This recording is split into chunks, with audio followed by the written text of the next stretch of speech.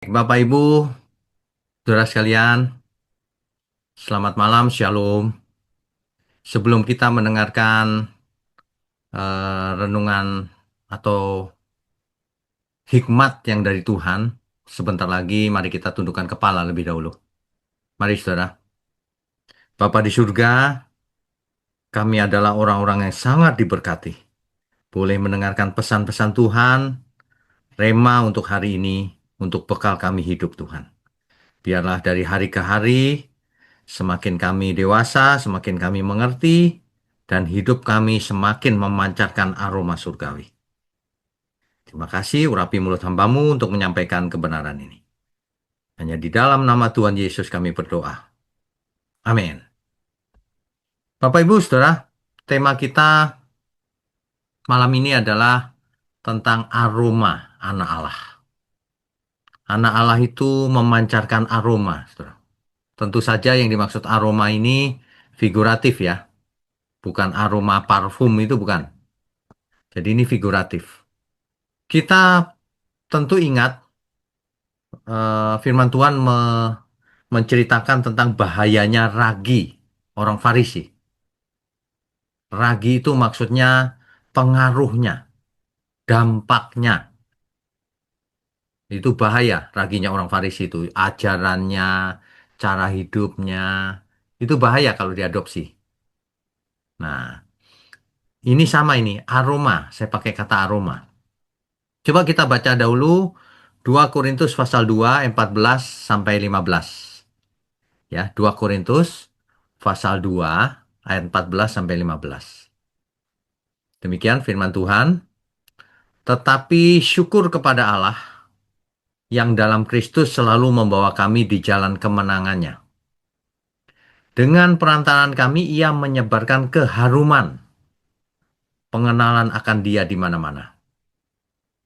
Sebab bagi Allah kami adalah bau yang harum dari Kristus di tengah-tengah mereka yang diselamatkan dan di antara mereka yang binasa. Jadi kita hidup ini ada di tengah-tengah orang yang akan selamat dan di tengah-tengah orang yang akan binasa. Nah, harusnya kita memancarkan bau harum. Harum apa? Harumnya itu pengenalan akan Kristus di mana-mana. Artinya, kemanapun kita pergi, orang bisa mencium baunya. Bukan bau secara fisik ya. Bau rohnya ini terbaca. Anak Allah itu aromanya begini loh dia itu. Gitu. Satu, membawa damai. Gitu kan?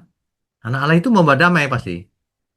Nah, kedua, selalu punya integritas.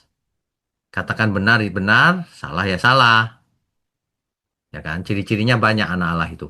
Nah, itu harus memancar dalam hidup kita ini. Karena kita hidup di tengah-tengah orang yang akan selamat maupun yang akan binasa. Mestinya semua orang kalau mencium bau aroma kita, tanda kutip, itu aroma anak Allah. Jangan yang lain. Ya. Coba kalau kita dengar, kok mendengar, mencium aroma yang sangat menusuk. Waduh, kalau itu aroma yang bagus, enak dicium, kita senang. Tapi kalau aromanya itu busuk, waduh, langsung menutup hidung kan? Demikian juga kita, hidup kita. Kalau hidup kita memancarkan aroma yang lain, bukan aroma surga, bukan aromanya anak Allah, orang menutup hidungnya, bukan secara fisik. Artinya orang ogah, deket-deket dia, gitu. Nah itu satu ciri yang sangat sederhana sebenarnya. Dibahasakan oleh Alkitab seperti aroma. Ya, keharumannya itu pengenalan akan Kristus. Nah, itu akan bisa dicium, tanda kutip, dirasa oleh banyak orang melalui apa? Melalui apa yang kita katakan, apa yang kita perbuat setiap hari, bagaimana kita memandang orang lain, bagaimana kita hidup, makan, minum, dan melakukan apa saja. Bagaimana kita menyembah Tuhan, Itu terpancar itu. Makanya eh, aroma ini mengakibatkan image atau persepsi juga di antara semua orang yang dekat kita. Nah, pernah nggak Bapak Ibu Saudara berpikir tentang aroma kita ini apa sih yang dicium orang lain? Nah, ya kan? Dalam di dalam bahasa lain gini, persepsi orang tentang kita itu seperti apa ya? Karena setiap orang pasti memancarkan persepsi itu. Contohnya, kalau kalau Bapak Ibu mendengar kata Hawa, apa artinya? Apa yang ada dalam pikiran kita tentang Hawa, istrinya Adam itu loh. Kan pasti orang punya persepsi, betul ya? Nah, eh, sebagian orang akan berkata Hawa itu ya Pak. Hawa itu yang menyebabkan Adam jatuh. Sebagian lagi kalau mendengar kata Adam, Adam itu ya sudah tahu nggak boleh makan buah, ditawarin istrinya kok mau dia. Jangan-jangan Adam ini suami yang takut istri, kan gitu. Ditawarin kok mau. Nah, gitu ya. Nah, bagaimana kalau kita mendengar kata Musa? Apa yang terjadi image dalam pikiran kita? Oh, Musa itu pemimpin yang membawa Israel keluar dari Mesir, kan gitu ya. Kalau saudara mendengar kata apa misalnya nama, contohnya nama siapa ya? Istri Lot, apa? Persepsi yang ada apa? Istri Lot itu sudah keluar sebenarnya, tapi menoleh. Nah, itu gambaran orang Kristen yang sudah pernah bertobat, tapi menoleh, murtad lagi. Habis terbakar istri Lot. Kalau kita mendengar kata Esau, apa yang ada dalam benak kita? Oh, Esau itu memandang rendah hak kesulungannya. Masa hak kesulungan ditukar dengan semangkok kacang merah? Esau, Esau, gitu kan? Nah, kalau dengar kata Simpson bagaimana? Oh, itu Simpson itu ya, Nasir yang Nasir Allah yang payah itu. Dikasih kekuatan hebat super, mainnya sama pelacur di Gaza. Itu, waduh, payah ini. Terakhir malah jatuh di tangan Delila. Iya kan? Kalau kita mendengar sesuatu, pasti ada image atau persepsi yang timbul dalam pikiran kita. Nah, Bapak Ibu pernah eksperimen nggak tanya temennya? Atau nggak usah temen lah, gini aja. Seorang suami tanya istrinya, Mama, eh, menurut kamu aku itu suami yang bagaimana, Ma? Coba deh tanya, jangan kaget ntar jawabannya. Ayo. Karena apa? Karena pada dasarnya setiap orang merasa jadi orang baik. Iya, nggak ada orang memikirkan dirinya, aku tuh jahat sekali. Nggak. Aku tuh baik. Gitu. Nah, coba di cross check. Tanya ke istri, Ma, aku seperti apa? Istrinya nanti jawab, mau jujur apa nggak, Pak? Kalau yang nggak jujur, kamu baik, Pak. Tapi kalau yang jujur, aduh, Pak, aku tiap hari nangis, kamu nggak tahu ya, Pak. Kamu ngomong kasar, nggak sayang sama istrinya. Aduh, kaget nanti suaminya. Nah, kalau orang melihat jemaatnya GMM, apa image-nya? Ayo, jadi berkat nggak? Kalau orang mendengar, ibu di mana, bapak di mana? Di GMM. Wah, terus image-nya apa? Persepsinya. Saya pelayan di GMM loh. Persepsinya apa? Nah, perlu survei juga tuh nanti. Jemaat disurvei aja ya. Persepsinya apa kalau mendengar Itu gembalanya GMM itu ya, bagaimana tuh? Oh, image-nya apa ya di mata orang ya? Nah, ini kita memancarkan aroma apa sebenarnya selama ini? Nah, ini penting. Jadi jangan cuman yang penting aku beriman, Pak. Aku mengaku Yesus Tuhan, percaya Tuhan. Ya, kalau percaya dengan mulut sih semua orang juga begitu. Tapi sebenarnya apa yang dipancarkan? Aroma apa? Nah, itu iman itu sebenarnya itu bukan menurut diri sendiri. Iman itu menurut Tuhan. Sebelum menurut Tuhan, menurut sesama dulu deh. Jangan sampai orang kalau dengar kata kita, aduh, males aku ngomong kalau soal dia. Nah, iman itu berdampak bagi sekelilingnya. Salah satu natur kebenaran, pragmatis. Iman itu pragmatis, berdampak, mengubah sekelilingnya. Di mana kita hadir, di situ sekelilingnya diberkati. Iman tuh harusnya begitu. Jangan di mana kita hadir, orang-orang menjauh. Itu ciri iman yang benar itu pragmatis, berdampak. Di mana kita hadir, orang-orang yang belum mengenal Kristus jadi kenal, jadi pengen kenal. Karena apa? Aroma yang kita pancarkan itu harum. Nah, kita perlu mengevaluasi diri sendiri. Kan Bapak Ibu eh, yakin ya, GMM itu gereja yang benar. Ya iya, kalau enggak ngapain kita berkomunitas kan? Tapi masalahnya jangan berhenti sampai di situ, cuma yakin. Aromanya harus dipancarkan. Aku pelayan Tuhan di gereja yang benar. GMM Gereja Mula-Mula. Itu, meskipun banyak kritik, kritik itu bagus. Biar kita nggak sombong, biar kita memperbaiki diri terus. Kan gitu sebenarnya. Jadi seperti itu loh. Saya pernah khotbahkan kan, personal branding. Kalau orang mendengar kata nama kita, itu terus apa yang ada dalam pikirannya? Mestinya kita memancarkan aroma itu. Aroma yang menarik bahkan. Bukan cuma enak dicium, tapi menarik. Aku mau punya aroma ini. Nah, gitu. Itu barulah iman yang berdampak. Iman yang mempengaruhi sekelilingnya.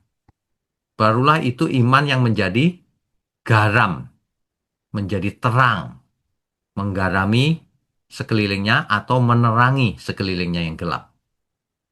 Nah, itu iman yang benar. Kalau cuma iman biasa percaya dengan mulut, itu iman yang mati. Cuma mulutnya saja kan. Makanya kalau kita berkomunitas, kepentingan pribadi itu dimatikan saja. Ya, kalau Bapak Ibu Saudara di kantor seorang CEO, ketika sampai di GMM bukan CEO lagi. Kalau ditugaskan jadi aser ya aser. Iya kan? Kalau ditugaskan apapun ya itu fungsinya. Jangan CEO dibawa-bawa. Di gereja nggak ada CEO. Di kantor ada. Di gereja CEO-nya Tuhan Yesus. Ayo, gitu aja kan. Kita kan semua pelayan-pelayan Tuhan. Jadi kita itu ya, kalau kita mengalami sesuatu, kita harus perhatikan hikmatnya apa. Supaya terjadi perbaikan dalam hidup kita. Kita orang yang usianya di atas 30 atau 40 bahkan 50 pasti mengalami masalah-masalah ini itu gitu. Seperti gereja ini, gereja kita mengalami masalah ini itu dan seterusnya. Nggak masalah. Kita belajar sama-sama bagaimana memancarkan aroma tadi yang harum di tengah-tengah kesulitan. Nggak boleh kita nyerah. Sulit pun keadaannya, maju terus. Kesaksian Ibu Lili tadi bagus sekali. Dalam keadaan sulit, nggak menyerah. Maju terus. Pasti Tuhan tolong. Sebenarnya tidak ada orang yang kalah itu tidak ada. Yang ada adalah orang yang menyerah. Sebab kalau orang tidak menyerah, dia pasti menang. Beda waktu saja. Tapi kalau menyerah, detik dia menyerah, dia kalah. Apapun kesulitannya, jangan pernah menyerah. Berserah kepada Tuhan, tapi bukan menyerah. Berserah itu kita lakukan bagian kita usaha sebaik mungkin, tapi hasilnya kita serahkan ke Tuhan. Terserah sih, gitu. Terserah Tuhan sajalah. Jangan kita punya agenda sendiri yang ngotot gitu ya. Ya, jadi itu, saudara. Ini bicara soal aroma itu penting. Jadi yang namanya hidup kudus itu bukan cuman tidak berbuat dosa loh. Aku tidak jahat kok. Iya, tapi tidak berguna bagi Tuhan, itu namanya dosa. Hidup kita ini harus berguna bagi Tuhan. Harus memuliakan Tuhan. Harus menjadi berkat. Kalau tidak, itu dosa namanya. Jadi bukan karena kita diem aja nggak bikin dosa. Iya, tapi itu sudah berdosa. Diam tidak melakukan apa-apa untuk Tuhan. Merasa masuk surga lagi. Waduh. Yang masuk kerajaan surga adalah orang yang melakukan kehendak Bapaknya yang di surga. Matius 7 ayat 21. Bukan orang yang memanggil Tuhan Tuhan yang masuk ke dalam kerajaan surga, tetapi orang yang melakukan kehendak Bapa. Jelas. Jadi Bapak Ibu Saudara jangan pernah merasa aku sudah beriman kok, sudah cukup, masuk surga pasti. Ya itu kan menurut diri sendiri. Coba tanya dulu ke istrinya atau ke suaminya. Sudah benar belum selama ini? Kalau orang di samping kita aja susah, aduh, bagaimana ya mau yang jauh-jauh? Dimulai dari yang dekat. Makanya saya sering sampaikan kan di GMM ini kita semua itu keluarga yang dekat. Tentu saja karakternya setiap orang beda. Tentu saja setiap orang punya kelemahan, ya. Tapi kelemahan itu jangan menjadi berantem, berkelahi. Ini rumah Tuhan, ya. Beda ya sudah. Kita tahu dia kelemahannya itu. Ya sudah, nanti dengan berjalannya waktu, masing-masing memperbaiki diri. Kan begitu harusnya. Keluarga itu begitu, ya. Jadi ingat baik-baik, jangan kita memakaikan pakaian kita ke orang lain. Pasti nggak cocok. Hmm. Orang lain pakaiannya sendiri-sendiri. Kan kerohaniannya juga sendiri-sendiri. Ada yang baru bertobat, ada yang sudah lama, ada yang sudah lama tapi nggak dengar firman kebenaran. Yang didengar cuma plesetan-plesetan, ada yang masih baru tapi sudah mendengar firman kebenaran. Kan beda-beda tiap orang. Jangan sampai dalam keluarga besar gereja itu malah tidak akur satu sama lain. Kita itu bekerja untuk Tuhan. Kalau orang sampai tidak akur satu sama lain, artinya dia sedang memikirkan dirinya sendiri. Kalau seorang tentara itu perang, dia nggak mikir loh. Waduh, aku tadi bajuku robek atau apa, nggak penting. Mau perang dia. Lagi pula peperangan kita bukan fisik. Peperangan kita itu rohani. Bagaimana aroma iblis itu kita usir menjadi aroma surga. Makanya visi GMM, masih ingat nggak ya visinya ya? Melahirkan anak-anak Allah yang berkenan baginya. Itu aja, yang lain nggak penting. Kalau jemaat menjadi anak Allah, wah udah cukup itu. Udah cukup. Hidupnya pasti memancarkan aroma anak Allah. Pasti. Itu. Makanya visi utamanya itu menjadi melahirkan anak-anak Allah yang berkenan bagi Tuhan, berkenan baginya. Caranya bagaimana? Caranya banyak, dituangkan dalam misi, dituangkan dalam pilar-pilar GMM, ya kan? Dituangkan dalam impartasi spirit. Itu nanti kalau bisa suatu hari jadi buku gitu ya, wah, itu pegangan itu. Ya, kita itu maunya banyak, tapi waktunya terbatas. Sumber daya kita juga masih terbatas. Tapi nggak apa-apa. Kemajuan gereja Tuhan tuh nggak bisa dibendung loh, saudara. Jangan kita anggap enteng. Makanya setiap kita harus bersiap-siap. Kalau gereja ini mendadak besar bagaimana? Kalau nggak siap jadi anak Allah, malah jadi masalah. Iya, makanya nggak boleh langsung besar. Nanti pelayan-pelayannya aneh-aneh sifatnya. Ya, kalau kita sudah siap, pasti Tuhan buat prototipenya di salah satunya di GMM. Pasti, karena proyeknya itu menyelamatkan banyak jiwa, bahkan melahirkan anak-anak Allah yang berkenan baginya. Dimulai dari diri sendiri harus benar kan? Kalau diri sendiri sudah benar, seperti orang yang dapat harta benda. Ada perumpamaan kan di Alkitab. Seperti orang yang menemukan harta karun, maka ia jual seluruh yang ada padanya untuk beli sebidang tanah itu yang ada harta karunnya itu. Sama kita. Kita sebenarnya sudah menemukan harta karun itu, kebenaran dalam Tuhan Yesus, keselamatan dalam Tuhan Yesus. Tapi masih banyak yang tidak mau menjual segala miliknya ikut Tuhan. Itu jangan diartikan harafiah ya, nanti semua jual rumahnya kasih gereja. Bukan itu. Artinya kita itu jangan merasa memiliki hidup kita. Hidup kita ini milik Tuhan. Ya, jadi aroma yang terpancar tuh jelas. Orang akan melihat, ini beda. Ini anak Allah. Gitu. Ya. Tadi kan jelas itu memancarkan keharuman, pengenalan akan Kristus. Nah, kalau kita hadir di suatu tempat, orang merasa mengenal Kristus atau enggak? Melihat Kristus enggak dalam diri kita ini? Hidup kita ini memantulkan kemuliaan Tuhan atau tidak? Di dalam Efesus pasal 5 ayat 2, ya, Efesus pasal 5 ayat 2. Hiduplah di dalam kasih, sebagaimana Kristus Yesus juga telah mengasihi kamu, dan telah menyerahkan dirinya untuk kita sebagai persembahan dan korban yang harum bagi Allah. Hidup kita ini harusnya menjadi persembahan dan korban yang aromanya harum bagi Tuhan. Itu.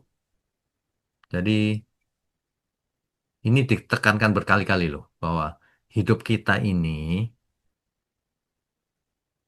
harus memancarkan aroma surgawi, ya. Jadi jangan sampai eh, tidak memancarkan aroma surgawi, aroma yang lain. Itu aroma asing itu. Jadi perlu dicatat aroma anak Allah itu mempengaruhi, berdampak kepada apa? Satu, yang terdekat dulu keluarga. Kan begitu. Semua orang di keluarga harus lihat kita itu beda. Orang nggak setuju terserah, kita beda. Tapi bedanya sesuai Alkitab, jadi benar. Karena bagi orang dunia kita dianggap aneh. Ya. Yang kedua, anak Allah itu berdampak bagi gereja. Gereja Tuhan. Pekerjaan Tuhan. Makanya kalau di GMM, saya senang tuh. Oh, meskipun bos, tapi jaga di parkiran. Oh, kan bagus. Ya kan? Saya aja kalau suruh jaga juga mau kok, nggak masalah. Malah seneng. Ya. Nah, di gereja, di masyarakat, gitu. Ya. Jadi jangan sampai kita itu tidak memancarkan apa-apa hidupnya. Atau bahkan memancarkan yang sebaliknya, aromanya tidak tidak enak dicium, dirasakan tidak enak. Kan gitu. Ya. Jadi jangan sampai branding kita itu di orang lain, apa yang ada dalam benak orang lain tentang kita itu tidak memberkati, malah jadi sandungan. Aduh, itu, duh sedih. Roh Kudus akan sedih. Tuhan. Saudara tahu kan ada suatu dosa yang tidak diampuni oleh Tuhan. Menghujat Roh Kudus. Apa itu? Seseorang itu tidak tiba-tiba menduga apa, tiba-tiba menghujat Roh Kudus. Enggak, ada prosesnya. Roh Kudus ada dalam diri seseorang, pasti. Roh Kudus jika kita salah ditegur oleh Roh Kudus. Mestinya kita, iya aku salah gitu. Tapi ada orang yang begini, Gak apa-apalah sekali-sekali. Nah, itu namanya mendukakan Roh Kudus. Jadi ada tahapannya, mendukakan Roh Kudus. Nah, kalau mendukakan ini diulang terus, akhirnya, enggak lah, enggak apa-apa, ini enggak apa-apa. Kompromi terus, lama-lama levelnya naik. Dari mendukakan Roh Kudus menjadi menghujat Roh Kudus akhirnya. Apa itu artinya? Artinya ia sudah tidak bisa mendengar suara Tuhan lagi. Ditegur pun sudah tidak mau, gitu loh. Di Alkitab itu ada kasus di mana ada orang yang sudah mendengar firman, mendapatkan berkat karunia roh juga, tapi murtad lagi. Nah, itu menghujat Roh Kudus tuh. Karena sudah tahu kebenaran, tapi murtad. Beda sama orang yang belum mengerti kebenaran, dia buat salah. Ya karena belum mengerti. Tapi kalau sudah mengerti lalu murtad lagi, dengan apa lagi disembuhkan? Gak bisa. Itu firman Tuhan cerita begitu. Nah, makanya kita semua hati-hati. Jangan sampai gara-gara idenya tidak diterima oleh temannya, lalu mulai mendukakan Roh Kudus. Marah. Nah, itu yang begitu-begitu merugikan diri sendiri. Ya, mulai sekarang dipikirkan ketika kita mau bicara, ketika kita mau melakukan sesuatu, coba dipikir aroma apa yang menyebar itu ketika kita melakukan sesuatu itu. Aroma rohani apa yang menyebar, yang mempengaruhi orang. Apakah yang kulakukan ini terjadi persepsi di pikiran orang yang sangat memberkati, atau malah jadi sandungan? Nah, ini perlu dibiasakan mulai sekarang. Ketika kita mau melakukan sesuatu, dipikir dulu, dipertimbangkan dulu. Aroma apa yang akan muncul kalau aku melakukan ini? Apakah aroma surgawi ataukah aroma neraka? Gitu, ya. Hati-hati ya, saudara ya.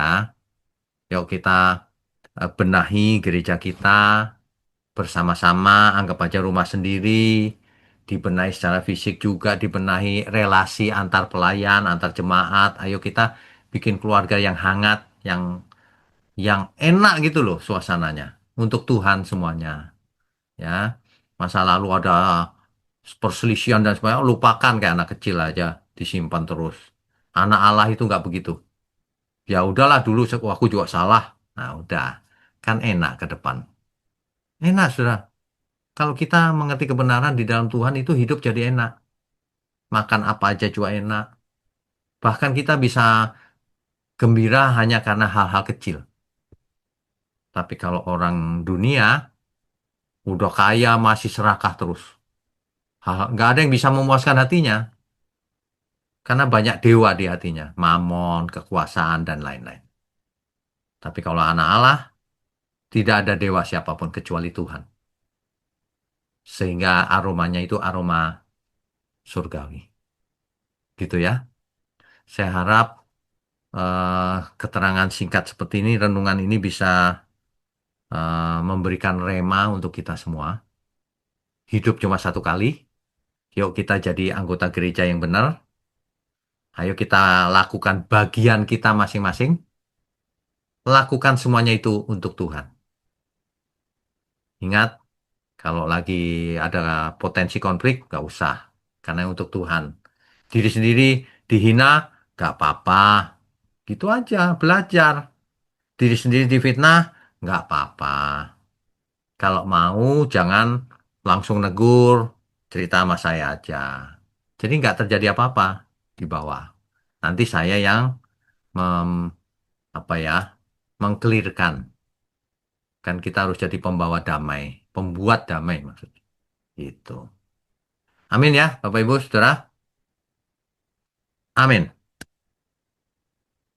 Yuk kita berdoa yuk. Bapa di surga, terima kasih untuk komunitas kebenaran pria dan wanita GMM, Pawa GMM. Terima kasih untuk malam ini. Kami semua sungguh diberkati di tengah-tengah persoalan setiap hari, di tengah-tengah dunia yang gelap ini, di tengah-tengah semua hal yang terjadi. biarlah kami tetap menjadi bagian dalam kebenaran firman-Mu, sehingga kami boleh memancarkan aroma anak Allah di dalam hidup kami masing-masing. Ampuni segala kesalahan kami selama ini, ketidakdewasaan kami, kekurangan kami. Tapi kami mau belajar Tuhan. Roh Kudus pimpin kami semua ke dalam seluruh kebenaran. Kami mengucap syukur untuk seluruh pelayan Tuhan, untuk gereja mula-mula GMM, untuk seluruh jemaat juga. Khususnya tangan-tangan yang mendukung pekerjaan-Mu ini Tuhan. Terima kasih. Biarlah semua berkat turun atas kita hanya dengan kemuliaan Tuhan. Sehingga kami boleh menjadi anak Allah. Makasih, hanya dalam nama Tuhan Yesus kami berdoa. Haleluya. Amin. Amin.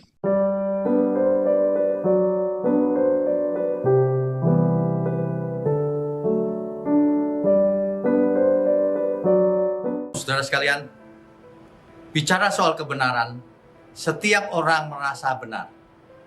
Makanya semua kecap dinomor satukan. Ada orang yang mengatakan saya paling benar, ini paling benar, itu paling benar. Mana sebenarnya yang paling benar? Oleh sebab itu, hadiri seminar 7 natur kebenaran dan aplikasinya. Seminar ini wajib dihadiri oleh para teolog, apologet, pengkhotbah, bahkan oleh para jemaat sendiri, agar kita bisa membedakan manakah yang benar, manakah yang salah.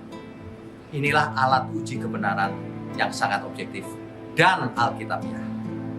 Pastikan saudara ikut dan ajak seluruh saudara dan sahabat-sahabat. Bapak-bapak dan ibu-ibu yang terkasih dimanapun berada, yuk kita belajar pelajaran Alkitab bersama secara online setiap hari Rabu jam 7 malam bersama pendeta Bapak Wignio Tanto secara online, bisa melalui Zoom. Tetapi kita harus mendaftarkan dulu ke nomor berikut ini. Selamat bergabung dan Tuhan Yesus memberkati.